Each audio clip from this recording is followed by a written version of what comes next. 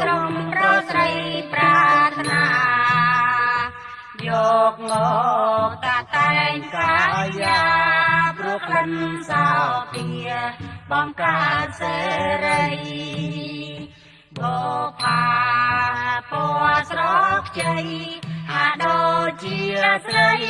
កញ្ញាចាត់ចាយរាល់គ្នាគេតែងសរសើរចំពោះរូបបុផាកនឡងហាក្នុងសួនច្បារមកចាំត្រៀមត្រា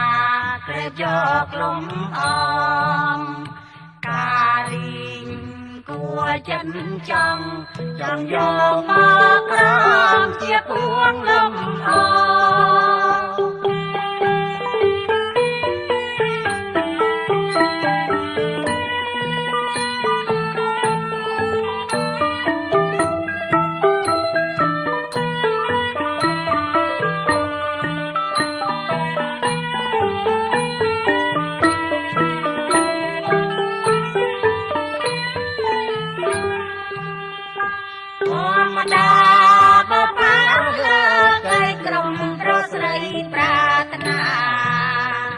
យកម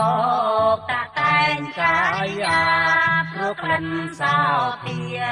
បង្កើតសេរីបុផាពណ៌ស្រកជ័យហាក់ដូចជាស្រីកញ្ញាចាត់ចាយក្រុមគ្នាគេតែងសរសើរចំពោះរូបបុផាកនឡងក្នុងសួនច្បារមកចាំត្រៀមត្រាក្រេបយកលំអងការីងគួចិត្តចង់